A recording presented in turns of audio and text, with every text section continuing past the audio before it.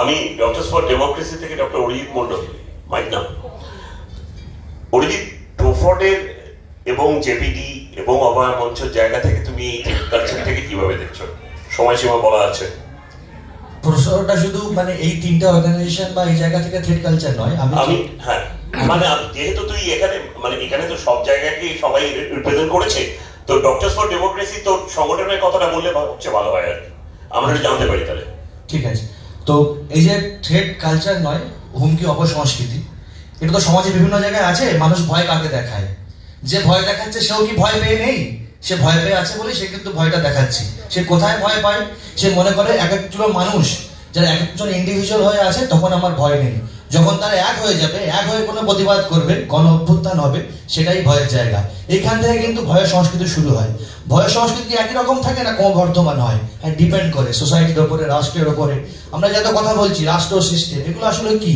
রাষ্ট্র কি আর দেশ কি, এইগুলো বুঝতে হবে। এই যে বড় জায়গা থেকে আমরা ছোট ছোট ভাবে ভেঙে নিচ্ছি, নিজেদেরকে আলাদা করে নিচ্ছি প্রতিদিন, যে ওইটা আমার জায়গা নয়, ওইটা আমি বলবো না। আলুর দাম কৃষক পাচ্ছেন না, নাসিক থেকে মুম্বাই হাঁটছে, সেটা তো আমার বিষয় নয়, আমি এটা ভাববো না।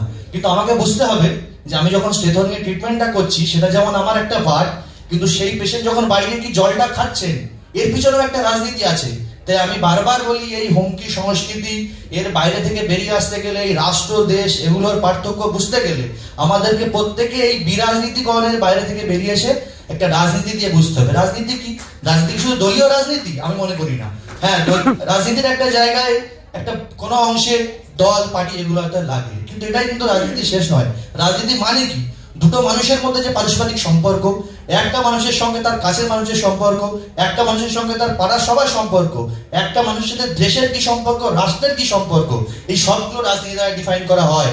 তাই আমি যদি এই রাজনীতি বুঝতে না পারি, আমি যদি বেসিক জায়গাটা বুঝতে না পারি, আমি কখনোই ভয়ের সংস্কৃতি থেকে বেরিয়ে আসতে পারবো না। তাই আমাদের কথায় কথায় আমি রাজনীতি কথাটা কেন বারবার বলছি?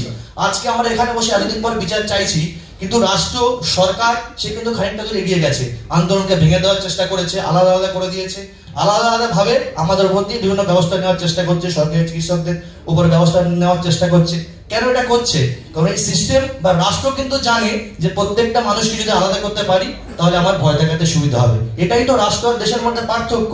দেশ কিন্তু কোনো মানুষকে আলাদা করতে চায় না, দেশ প্রত্যেকটা মানুষকে একসাথে নিয়ে চলতে চায়। কিন্তু রাষ্ট্র চায় তার যে রাষ্ট্রযন্ত্র আছে, কতগুলো আমরা বানিয়েছি, মন্ত্রিসভা, আইনসভা, বিচার ব্যবস্থা, সেই ব্যবস্থাগুলোকে দিয়ে সবসময় শোষণ করতে। রাষ্ট্রের দেশের কিন্তু এটাই পার্থক্য। আমি আগেও বলেছি, আবার এখনো বলছি, এই শোষণ হবে নাকি এরা শাসিতের পক্ষে কাজ না করে যে মানুষগুলো আমরা রোজ লড়াই করছি তাদের হয়ে কাজ করবে, এটা কিন্তু মানুষই ঠিক করবে। প্রত্যেকটা মানুষ যখন একসাথে হয়ে একটা আন্দোলন করবে, চিকিৎসক যখন আলুর দামের জন্য আন্দোলনে নামবেন, একটা আলু চাষি যখন চিকিৎসকের মার খাওয়ার জন্য আন্দোলন নামবেন, তখন সেটা রাষ্ট্রের থেকে দেশে পরিণত হবে। সেই দিন আমরা সমস্ত হুমকি সংস্কৃতির বাইরে বেরোতে পারবো এবং একসাথে কথা বলতে পারবো। সেটা বোধহয় আমাদের শাসকরা চান না। তাই আমাদের রাজনীতি বুঝতে হবে, রাজনীতি আমরা এগোতে পারবো না। মানুষ একটা রাজনৈতিক জীব, কারণ আমরা যে সোসাইটিতে বড় হচ্ছি, যা যা কাজ করছি সবটা রাজনীতি দিয়েই পরিচালিত হচ্ছে। আচ্ছা, আমরা ভাবুন তো, নিৎসেকে যদি মৃত্যু নিয়ে লিখতে না বলে প্রেম নিয়ে লিখতে বলা হতো, কিংবা ফ্রয়েডকে প্রেম নিয়ে লিখতে না বলে ভূগোল লিখতে বলা হতো, হয়তো তারা লিখতেন, কিন্তু সেটা কেমন হতো? সেটা কি ভালো হতো? সেটা ভালো হতো কি খারাপ হতো বিচার করা হয়তো আমরা জায়গায় নেই, কিন্তু অন্যরকম হতো। কিন্তু নিৎসেকে কিন্তু মৃত্যু নিয়েও লিখতে হবে। তিনি ভূগোল লিখতে পারেন, কিন্তু তিনি মৃত্যুটা নিয়ে সবচেয়ে বেশি ভালো লিখবেন। সেই জন্য আমি মনে করি, যেখানে আমরা বসে আছি, এই হুমকি অপসংস্কৃতি প্রত্যেকের বাইরে বেরিয়ে কথা বলতে গেলে আমাদের রাজনীতির চর্চা করতে হবে। পারস্পরিক মানুষের সাথে যে সম্পর্ক, সেটাকেও বুঝতে হবে আমার রাজনীতি। একটা ছোট্ট কথা বলে শেষ করি। এই যে আজকে এখানে প্যানেল ডিসকাশনটা হয়েছে, এই যে আমরা প্রত্যেকটা মানে যারা করেছেন তারা ভেবেছেন যে কোনটা আগে রাখবো, কোনটা পরে রাখবো, এটা তো কোনো একটা ভাবনা থেকে হয়েছে। এই পোশাকটা পরেছি, অন্য রঙের পরিনি, এই যেটা ভাবছি এটাও কিন্তু রাজনীতি। রাজনীতি দ্বারাই এটা পরিচালিত হচ্ছে। একটা মানুষ বললেন যে ডাক্তারদের নিয়ে গান, অভয়কে নিয়ে গান ডাক্তাররাই লিখবেন, এটাও কিন্তু বলার পিছনে একটা রাজনীতি আছে। যে বা যারা অরাজনৈতিক অরাজনৈতিক অরাজনৈতিক বলে চিৎকার করছেন, সেটাও কিন্তু একটা রাজনীতি। হয় তিনি রাজনীতিটা না বুঝে বলছেন, আর নয় ইচ্ছাকৃত তার রাজনীতিটা আমাদের উপর মানে প্রয়োগ করার চেষ্টা করছেন। তো আমাদের এই বিরাজনীতিকরণ থেকে বেরিয়ে আসতে হবে। রাজনীতি মানে দলীয় রাজনীতি নয়, সবকিছুর বাইরে বেরিয়ে এসে আমাদের মানুষের কথা বলতে হবে, রাষ্ট্রের দাঁত নখ ভেঙে দিয়ে আমাদের দেশের কথা বলতে হবে। তাই দেশ মুক্ত দেশ আমরা চাই।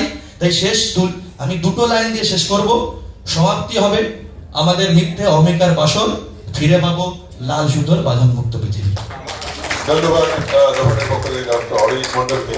এবং আমার সব থেকে ভালো লাগলো যে ও স্টেট আর গভর্নমেন্টের পার্থক্যটাকে সুন্দর বুঝিয়ে দিল।